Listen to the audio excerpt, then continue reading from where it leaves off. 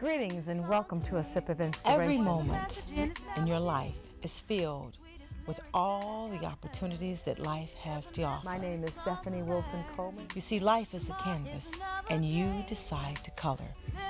What colors will you choose for your life today? Listen to the words of the song.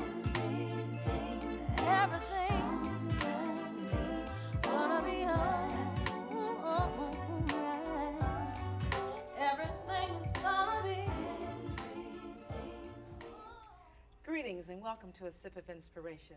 I'm Stephanie Wilson-Coleman, the Empowerment Doctor, and I am your host for A Sip of Inspiration. Tonight's show will deal with gun violence. As a matter of fact, we've titled it Gun Violence, Chicago Under Fire. In 2012, Chicago police seized more than 7,400 guns. That's about 3 times more than officers in New York City. And in 2012, 513 homicides were attributed to gun violence. In the first 3+ weeks of this year, police seized 450 guns in Chicago compared to 99 in New York City. You see, I believe that we don't talk about the things that are killing us. We don't talk about sex, and we don't talk about gun violence. Tonight will be different, where we will have a frank conversation about gun violence.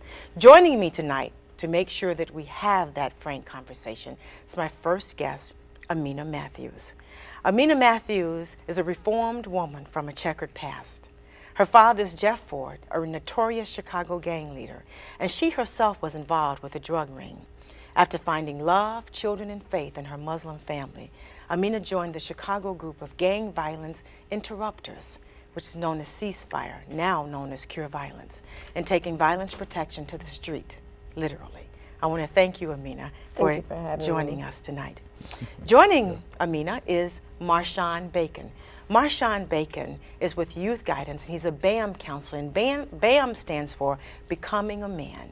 He encourages his students to recognize the need for positive role models and how they can lead to positive emotions and academic success. You see, Youth Guidance, BAM, is a sports edition. Youth Guidance BAM Sports Edition is a school-based counseling, mentoring, violence prevention, and educational enrichment program that promises social, emotional, and behavior competencies for at-risk male youth. The wonderful thing about BAM, I pulled some statistics, which I'm going to go to my paper because people are always saying it can't be done. Results of a study released in 2012 show that BAM works is cost effective. This program alone, the participants saw a 10% increase in graduation rates, a reduction in failing grades by 37%, and a decrease in violent crime arrest by 44%, all at a cost of $1,100 per participant. The Crime Lab estimates the social benefit cost ratio for this program to be at least 3 to 1 per participating youth. I say we've stumbled up on a solution. That's wonderful. It's wonderful. Yeah, Thank you, Marshawn, for joining me. Thank you so much for having me, and you be a great spokesperson for us, for all the statistics. Now, those who know me know that I believe that problems can only be solved when you figure out how to combine art, technology, history, science, and spirituality. So helping us with the spirituality piece is Reverend Gwindol Tate. Reverend Tate, better known as Dr. Rise, believes in helping people reach their potential through motivation. RISE stands for his motto, which is realizing individual success through education. Dr. Rise is a national renowned motivational speaker, trainer, consultant, poet, and author. He teaches people how to overcome the challenges caused by a lack of motivation. He is also the minister and founder of the RISE Ministry. Thank you for joining me. My pleasure. Again. Always, always. Yes. Now that we've got that part out of the way, I want to thank you all for joining me. And I want to start first off by dispelling some myths. If you read the paper and listen to the news, the only city in America that's having a gun violence problem is Chicago. Chicago. Is that true? It would seem so, wouldn't it? It seems, as Rev said, it seems that way, but it's not. It's a nation's problem. The riveting numbers of our youth our young youth dying is unacceptable, and it's stagnating. But we're not the only city that struggles with the issue of losing our youth. Nor are we even the only nation. This is a global issue in terms of our acceptance of violence as a way of life or as an alternative to conflict resolution. So I think what you see in Chicago is a microcosm that's, really speaking to a larger issue. So it's really a public health issue now, is. as opposed to become just one. an isolated issue that occurs in certain sections of town in Chicago. Now, what are some of the symptoms or some of the reasons do you think that we have so much violence just not only in Chicago but throughout the world? Well, Go ahead. are you're asking Yeah, all of us? all of you are. It's a multifaceted reason of why violence is the end result. Okay. You know, there's a lot of symptoms inside of, as we look at it as an epidemic, as a public health model, that as a violence interrupter, my job is to stop the transmission of violence from one person to another. And that means I don't get in the middle of, if there is someone with gunplay or I break up a fight. Well, yes, I do, but it's not that is the main thing. What I do is the same thing that we do collectively together is talk about the circumstances and situations. We have young guys that are 17, 18 years old that are reading at second and third grade levels. We have young women that at all do not know how to take care of themselves as a woman, especially when they become into their womanhood. Okay. We have young families that, young men and women that are being raised by young grandmothers that are, and then we also are looking at first and second generation of PTS, post-traumatic syndrome, of young men and women that are missed or not diagnosed at all as heroin, crack cocaine, or alcohol syndrome children. So therefore, they're just in classrooms or kicked out of schools because they have been in classrooms and wreaked havoc for so many months that they're kicked out of school and they're left to be at the corner grocery store or in front of my house as I pay my mortgage as they're doing what they do, which is nothing. So there's a multifaceted of issues that, Stephanie, that's inside of the heart, mind, and souls of our young guys and girls before they pull that trigger. But you know the key word I heard you just use was inside. Yes. I mean, there's nothing that shows up in the outer world of form that does not have its causal factor within the mind and the psyche of these young people. And what I believe is that we need to go past the periphery or the veneer and find out what the causal factors are.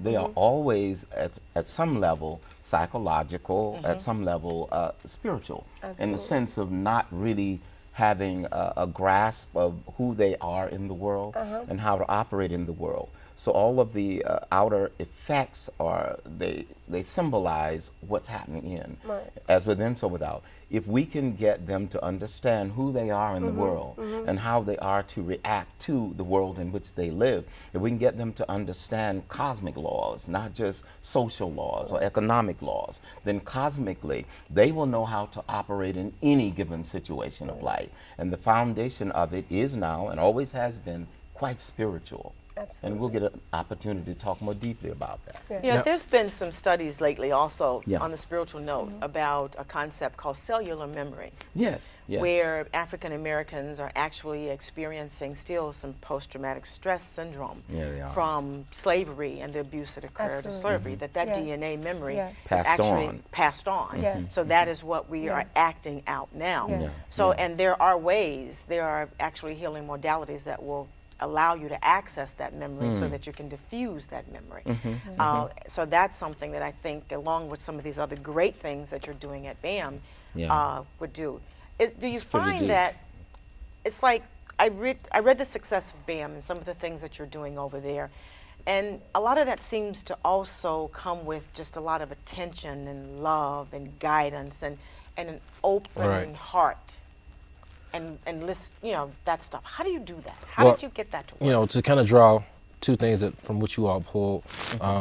You know, when I heard you talk about these moments and how the stressors over time create these moments of violence, and then to kind of tie that to your piece about identity, BAM really works around self-regulation, emotional self-regulation. So a lot of our young men come in at a point where they're looking for an older role model or father figure, you know, because oftentimes these young men don't have that directly accessible to them. So that in itself is another stressor, you know, in addition to poverty, in addition to, you know, possibly abusive home situations, abusive neighborhood situations. So all of these things create a sense of anxiety, negative emotional energy. And so without the presence of someone to show them how to cope with those things, That's right. you know, we always see negative antisocial behaviors.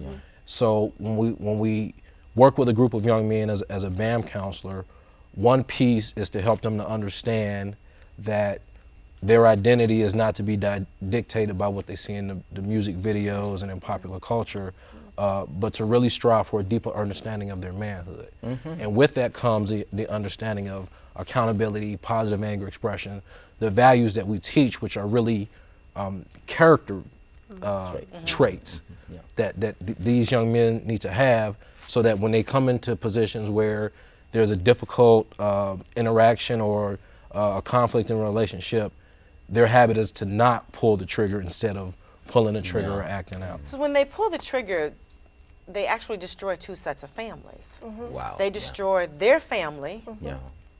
and then they destroy the family of the person that was the object of their anger. So you're not just destroying that person that you shoot. There's a whole family structure behind that. So you take because there is not a mother, whether the mother is rich, poor, whether they're educated or not educated. There's not a mother in this world that teaches their child that it's okay to take another's life. So then the mother has to deal with that. The fact that either their son's life was taken or their son took another life. And that is incredibly difficult to get through. So Yeah, it is. how do you teach that part so that the young men can understand? When I grew up, there was a saying in my house, don't do anything to embarrass the family, and don't do anything to cause pain for the family. So I knew, and I had a temper to manage. So I knew I'd better manage that temper because it would embarrass the family or bring harm on the family. So how do you teach that now? And what happened to that? Let me try to speak to that issue. You mentioned family on two levels. When one kills another, it affects the family of the one that died and also the one that pulled the trigger. But in a larger sense, we need to think in terms of the human family. And I think what is missing is our sense of being a part of this whole thing called Earth, this whole thing called humanity.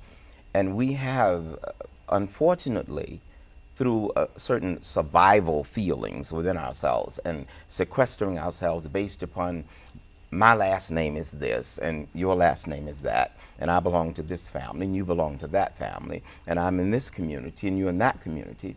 If we ever got to the point of thinking of the world community or the earth community, in which nothing that you do to anyone on the planet does not also affect everyone. But it does. And everything it you does. do, Yes, it what does. we're doing right now affects people across the world. Absolutely. And this Because does. energy is connected. Yeah. We've got a caller on the phone. Hi, Rose. How are you doing tonight? Ooh, turn your TV down just a little bit. Am I supposed to speak? Yes, you are. How are you doing? I'm pretty good. I am quite emotionally involved with the situation of violence in our communities at this point. And by the way, I have worked with young male and female group members, I'll say, rather than gangs, including the father of the young lady there back in the early 60s. So I worked with the grandparents, great-grandparents, and parents of the current young people, and even probably some of these older people who are shooting up and down the street and killing innocent people. One of the things that concerns me is that you have not reached out to people like myself who can bring the generational factor into what is happening. You're talking about the developmental side of it, and certainly it has become, I don't know whether any of you would agree with me or not, a subcultural thing. Because many of the people who are doing these things now, and by the way, I get upset every time you all have a parade, because that is not solving or bringing attention to anything. It is a repetitive thing that is a non-entity. But the thing is that you got to understand where forth people have come from in order to understand what is impacting their psychosocial, their antisocial, as one of you just talked about, and their sociopathic, say, really diagnosis at this point, because that's where they are. Number one, people like you are very good with working with people, but it takes money. And of course, I'm glad you not willing. I'm glad you mentioned that, and I want to pause right here on the money. The one thing, BAM, talk about your funding and how it came about. The BAM was actually funded. Well, first of all, we were just so excited to be a part of a research study through the University of Chicago Crime Lab, 2009, that expanded the program from the one BAM counselor and founder, Anthony DiVittorio, across the city to several BAM programs. This past year, we've had endorsements from the mayor's office, who's graciously come out to a BAM group, sat into one of the BAM groups, and then alerted the president about the BAM group, who then came in and sat within the BAM group at Hyde Park, my group of guys, for about an hour, talking with those guys about the struggle with manhood and kind of relating his life to theirs. Yeah. So we've been able to garner a certain amount of support in the last couple of months. So we're really excited. The mayor wants to expand the program to serve a much larger audience, a much larger population in the city, and it's a part of his anti-gun violence initiative. So we're very excited, and we're looking forward to getting to work.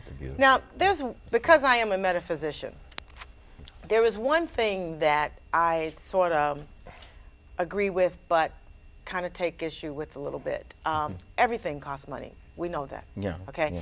But what things really cost first is someone's commitment to doing what they can do with what they have. The money only comes, and I don't care what you're trying to manifest. The money only comes after you have created a demand for it. That's in everything. And we all have something incredibly important that we can give. I always say, if there's a problem that's near and dear to our heart, and gun violence is no different. Okay? You don't have to go out to the neighborhood to solve the problem.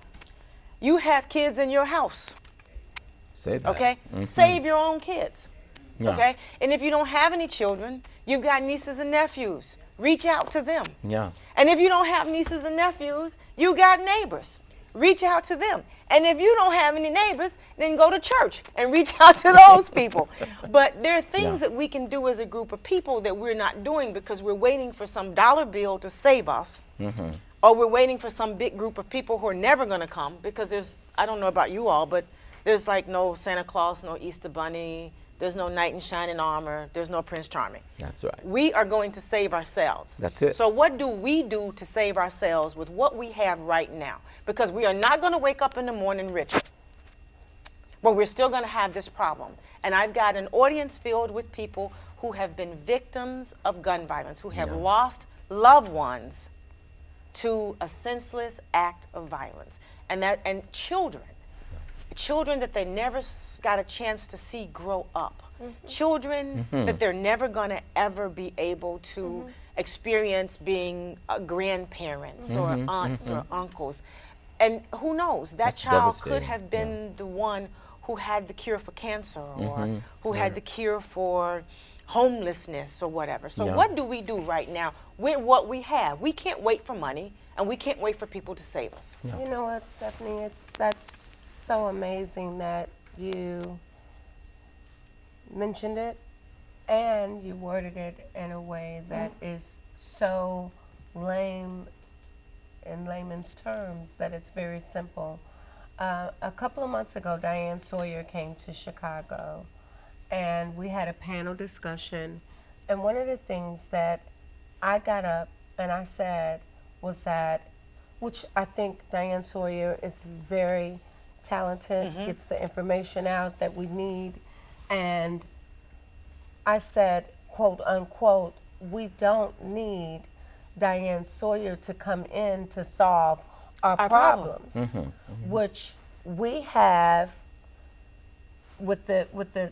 it's a wonderful blessing that he's had an opportunity to have a program that the mayor is looking at, has looked at, the president as well, studies that we have gotten with ceasefire, with the wonderful outpour of donations, as well as with the Reverend and the ministry that he has. The monies that we have, if we will put it together, just the small monies that we put together, it will solve. And if we come out, we can't be afraid of that pink, purple, orange elephant that wears 95 million tons that sits on our chest of this violence issue. We have to come out as a community. We see mothers here. I see broken hearts here.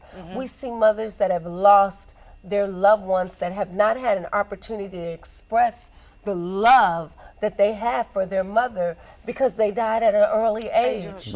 So if we come out as a community and say, just like with the Facebook and the Twitter and all that, we say, look, we're going to be at this block at this time, and we're not calling nobody names and nothing like, but we're calling back our blocks and cities and what we will not tolerate. That's how it was done when we were growing up. I grew up on the south side of Chicago.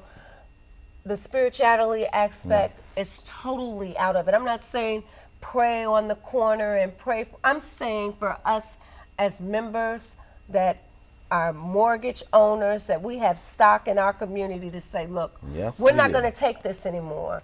My grandmother said to me, whatever problem, there is a solution.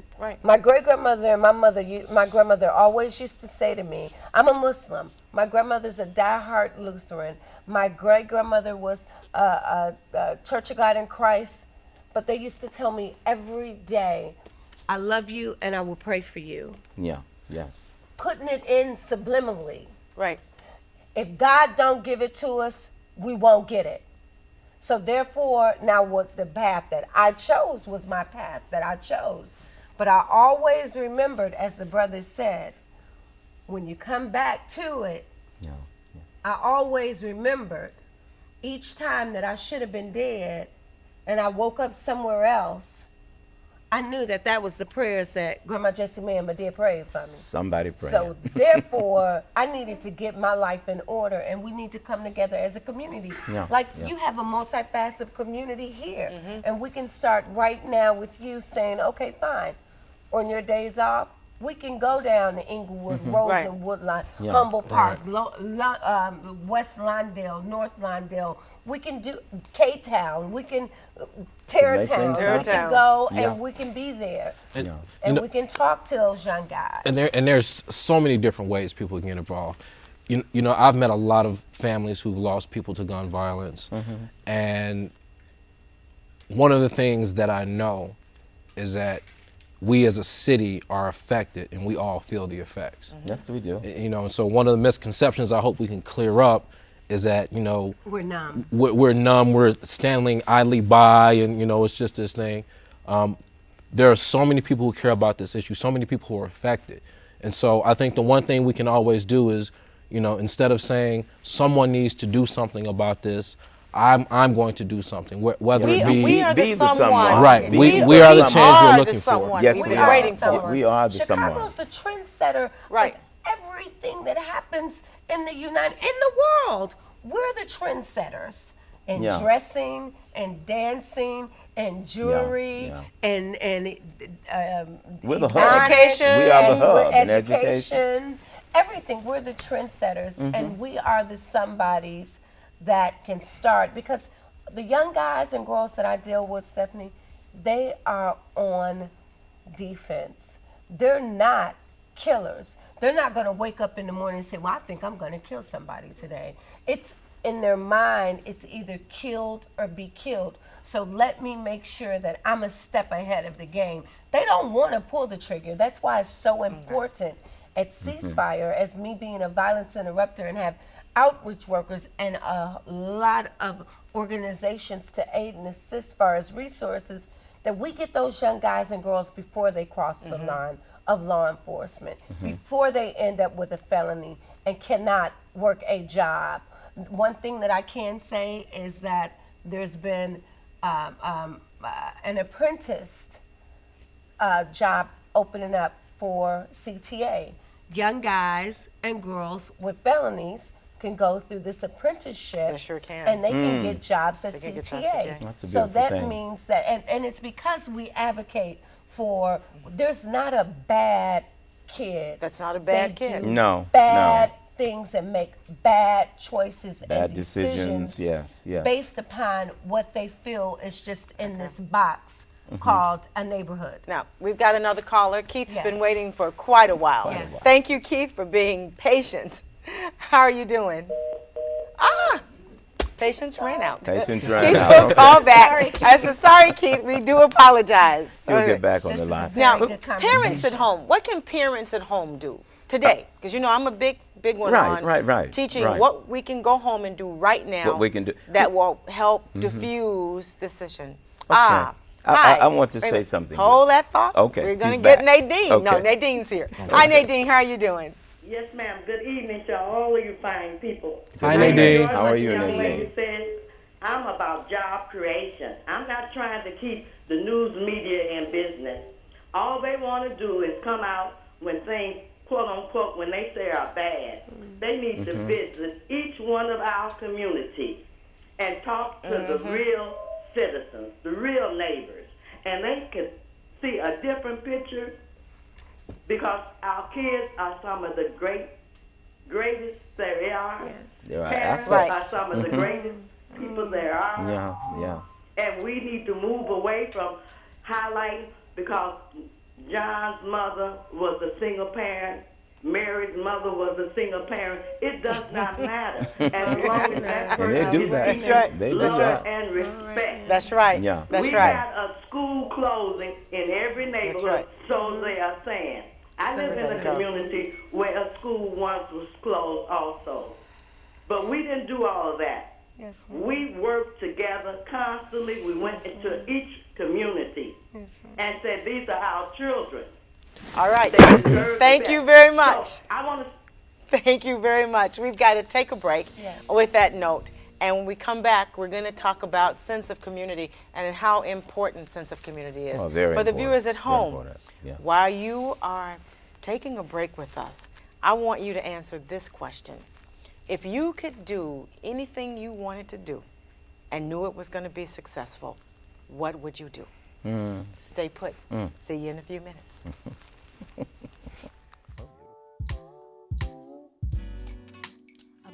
sang this song to me. There was a message in its melody, sweetest lyrics that I ever heard. There's a message in the songs of birds. He said, tomorrow is another day, but living is the only way that tomorrow's gonna ever come. Listen to the words of the song. Everything's gonna be on. The search is on. Become a part of Project We Live and Remember in Color 2013 Midwest Tour. Searching the Midwest for educators and talent of all ethnicity, singers, dancers, musicians, models, and potential models of ages 3 years old to 100 years old. Yes, 100 years living and remembering in color. Simply go to www.weliveandremember.com. Click Campaign Cause and Awareness. Locate your color and submit your information. Also, text contact information to Project We Live and Remember in Color at 1-773-621-3372. That's 1-773-621-3372. Limited spaces available.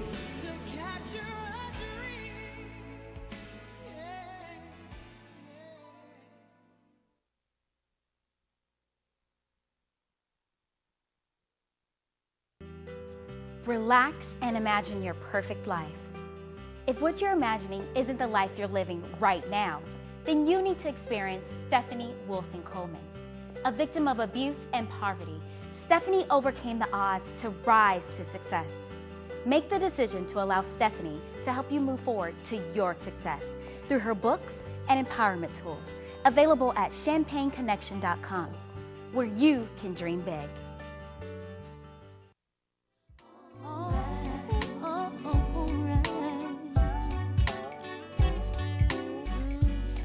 Now the trees sang a song to me.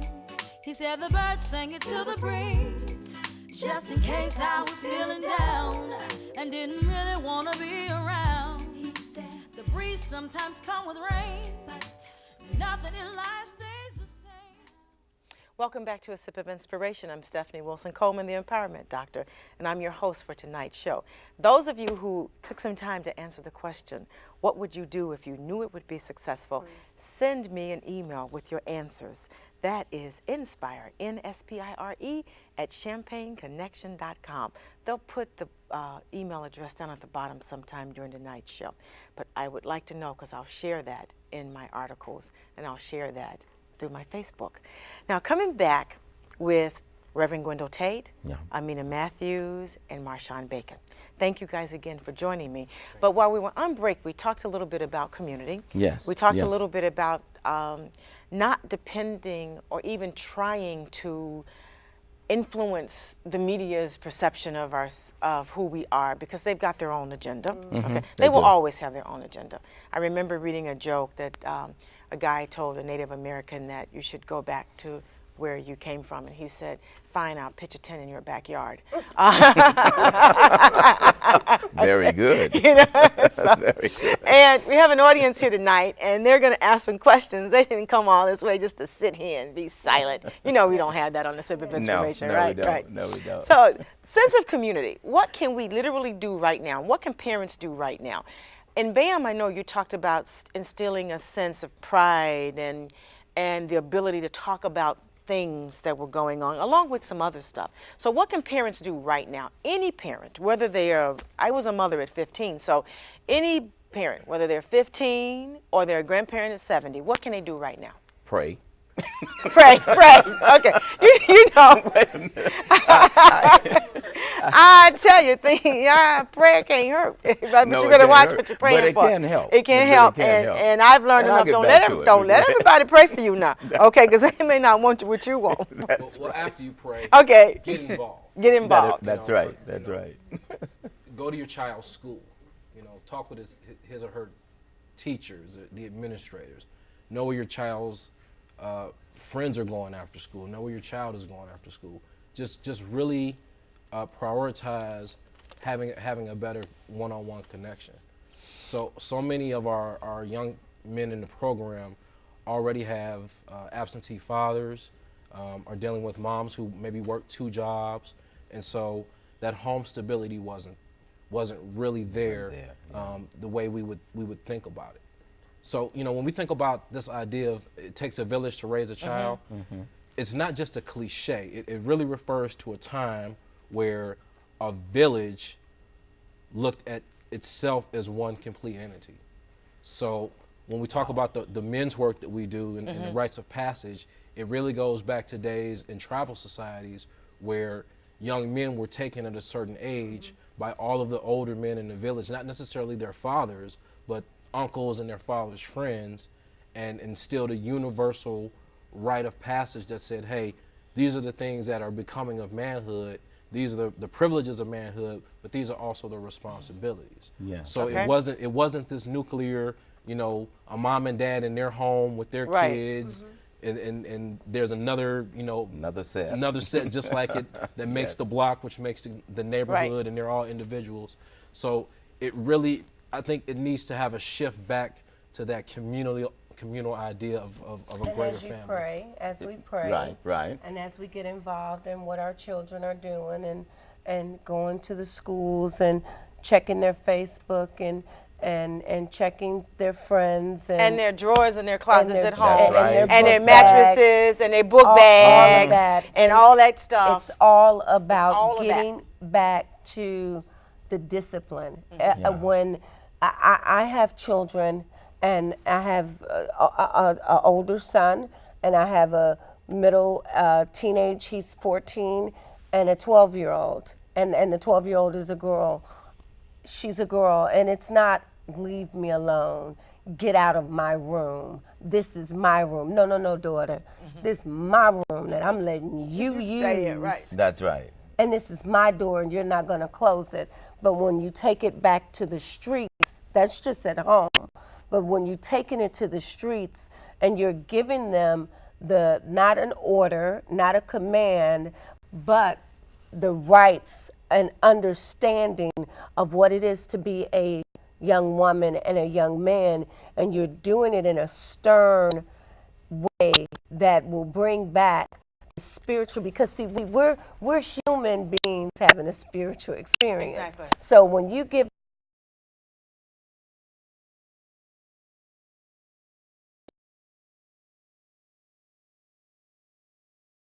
and they pull it's not, would you please pull your pants up? It's, son, you are entirely too handsome for me to see your behind cheeks jingling. Can you need to pull your pants up.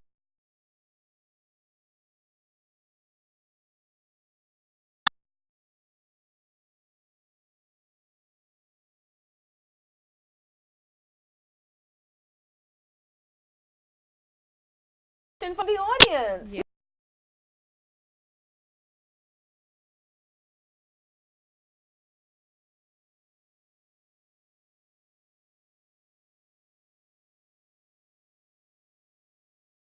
Tell us your name, please. I'm Pastor Juliet Holmes, and I run an organization called Women on a Mission, and it's a resource. You guys hit my life in so many different areas. But I didn't hear. I went through the girls' drawers and the boys' drawers, and they all know that every room in the house belonged to me. I did all of that, but yet gun violence hit my house. Not me per se.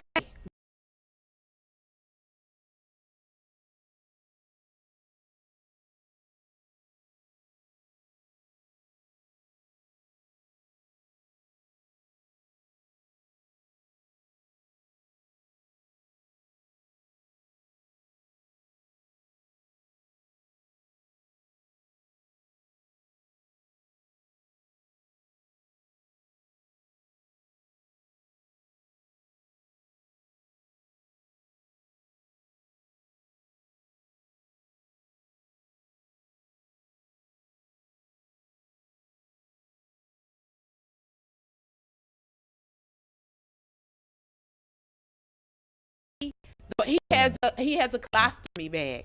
We see the physical scars, but I knew that they were there. The emotional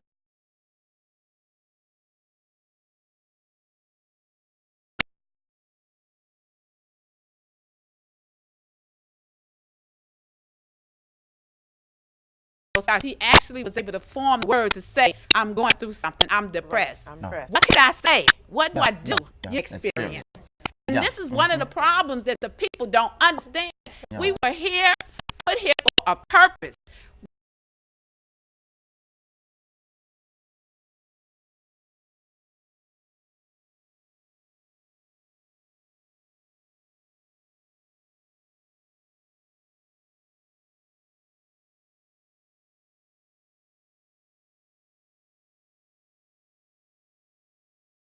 Hard problem for you to try to walk into that. You'll be able to do what I called you to do.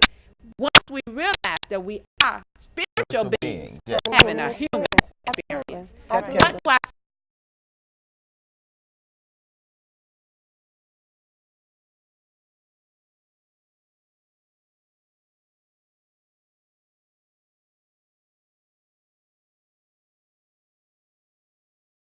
Black kids don't commit suicide.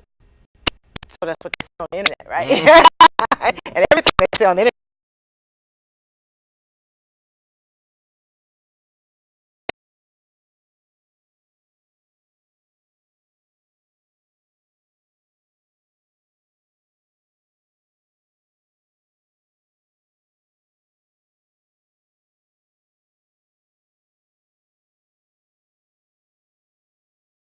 Know who we are or whose we are.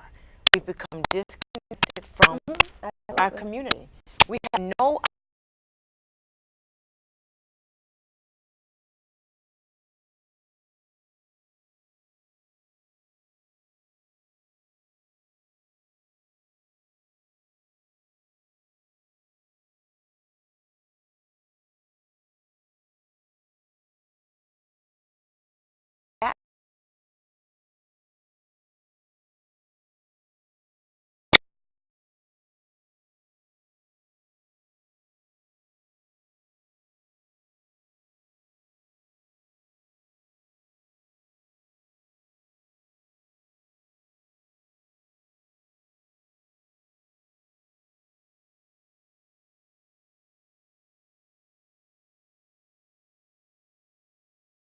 I guess. Yeah, it's deep.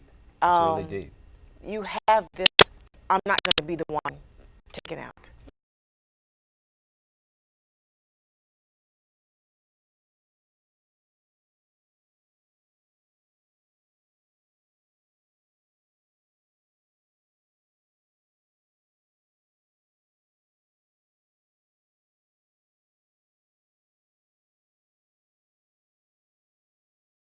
To look on the internet and find my hometown in the news. I come from a small little town called Brunswick, Georgia. And when we grew up in Brunswick, Georgia, I don't even remember anyone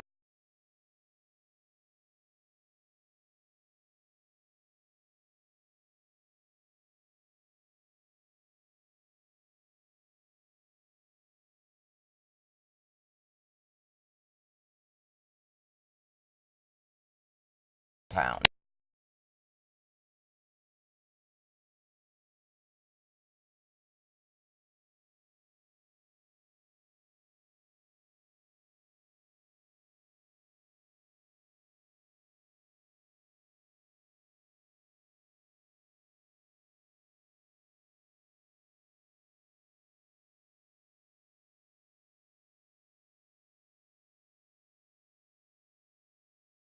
Together.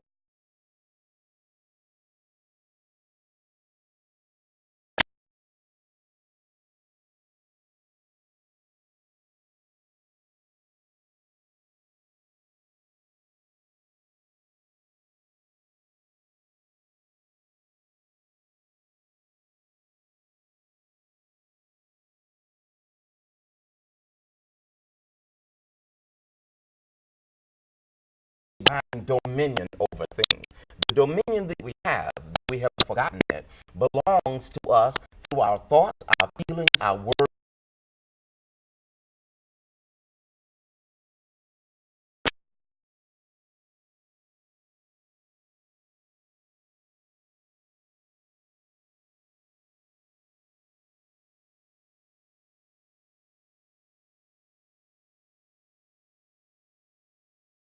how to, in the quietness of your being, to master what comes into your mind and what you allow to come out of your mouth, the people that you allow to germinate within yourself that always culminate in some actions that you're not even concerned with. You don't even know why you do what you do because you don't know how you think, you don't know how you feel, and you don't know what you're saying when you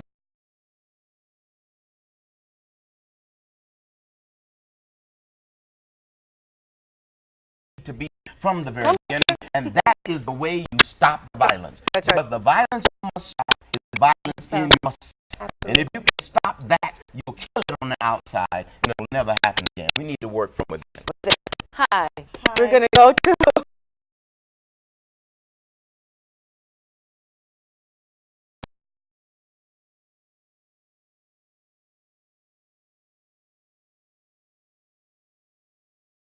Yeah. Don't worry.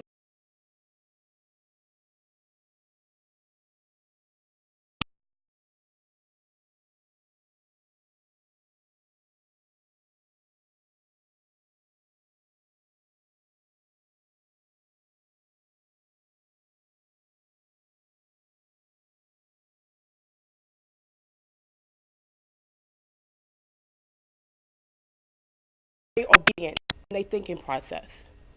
In order to change your thinking, you have to change your circumstances. Right.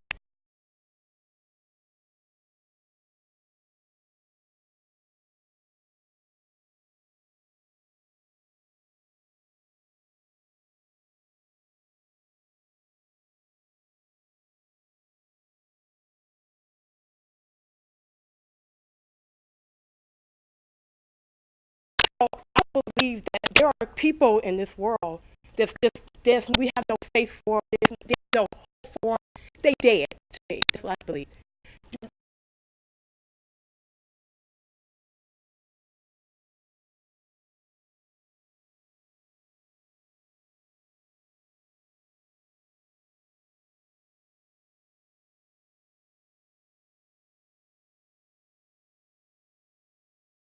There's a lot of people in this world who hate, and we just gotta realize that. And we gotta realize that people.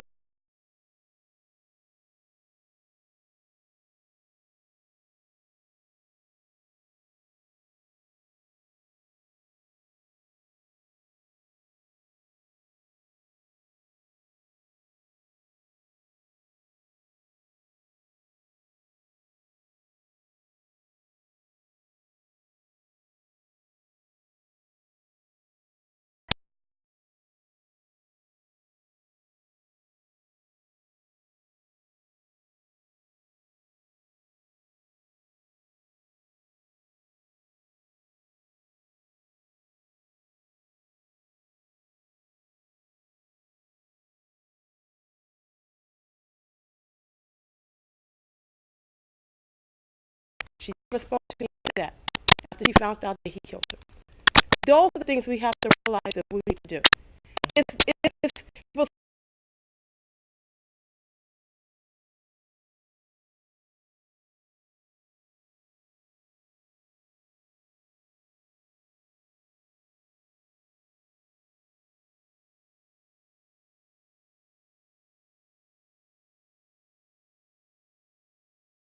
Into so disruptive that you can see at 5.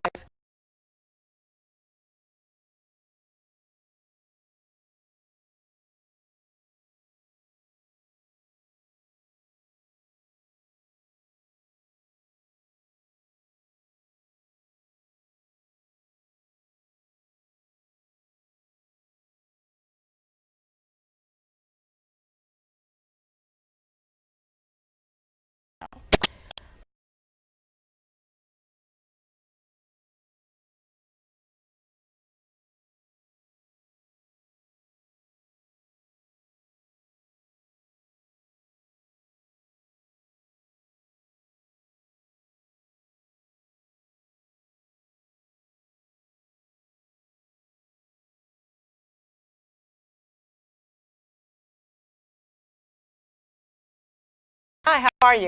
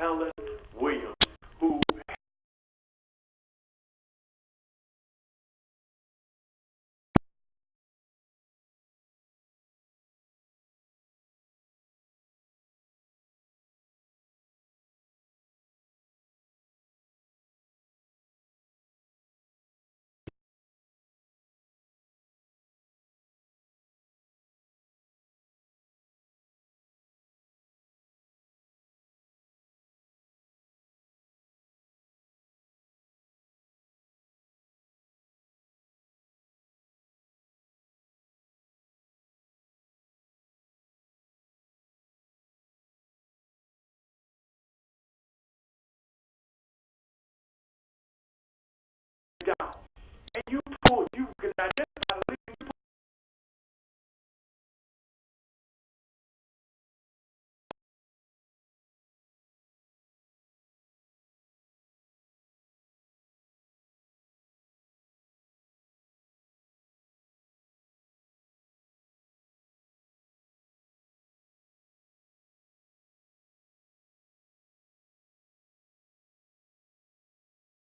Right track. Let's call.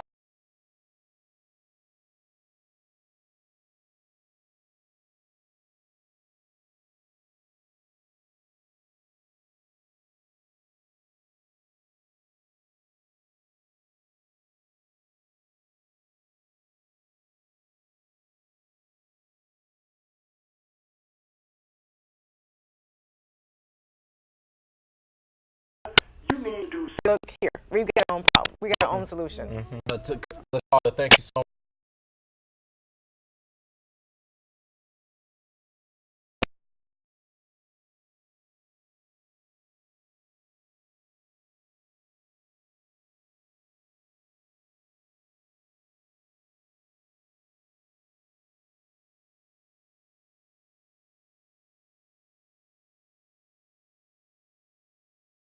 Far enough in our history.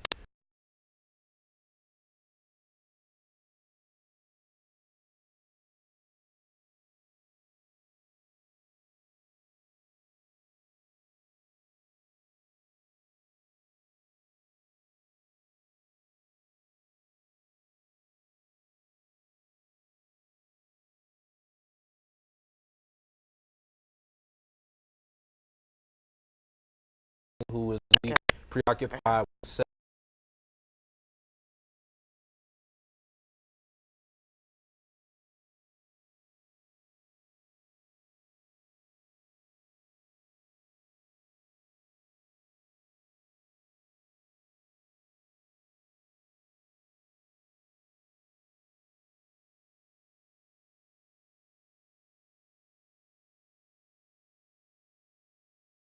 Back to my program, Prayer Chanting Ministry, as well as the Divine Program.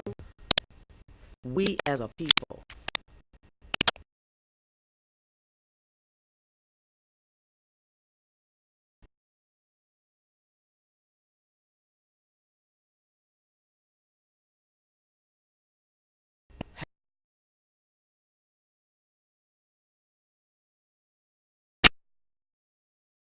gotta sit back down at the table, discussing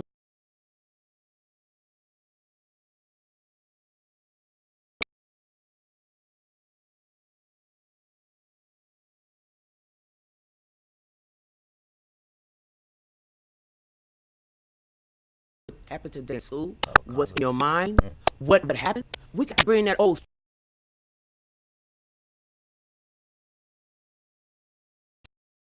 for me and my house. We're gonna serve the Lord.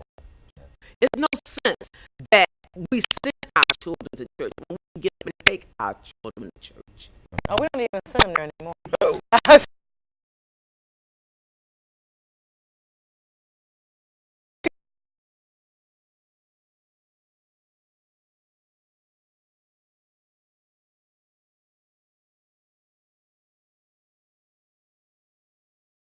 Time. Yes. And we don't want them to put the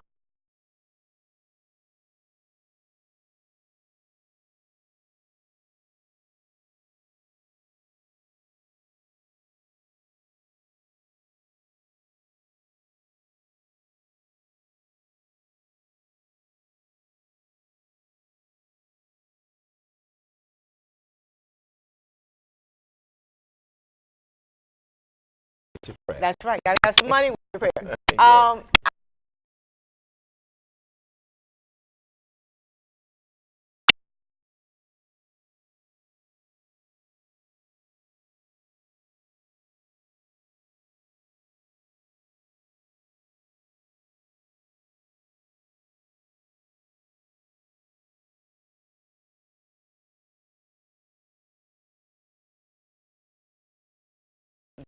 We've got to start to visualize what we want. We have got to stop believing that God's performing miracles just not in our life.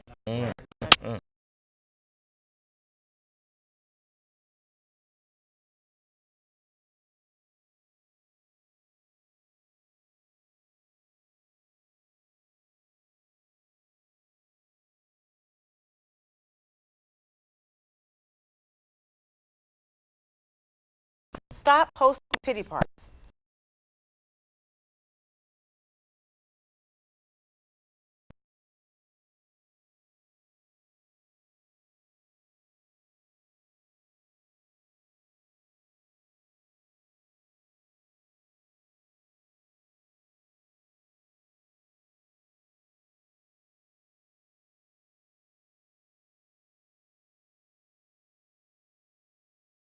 And to succeed. We've never told fail. So those are things that we can do right now. I want to thank Ameena.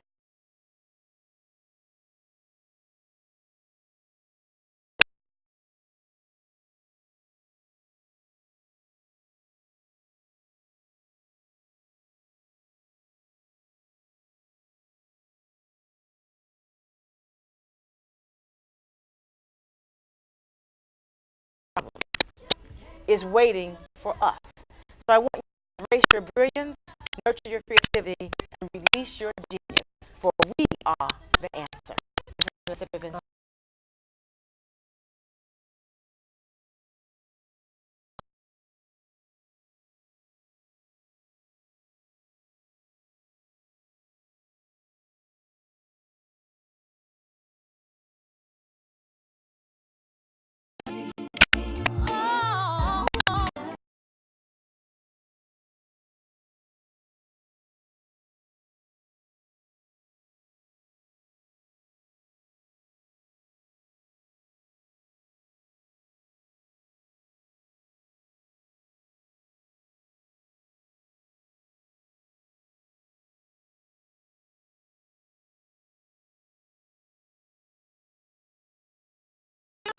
To another day.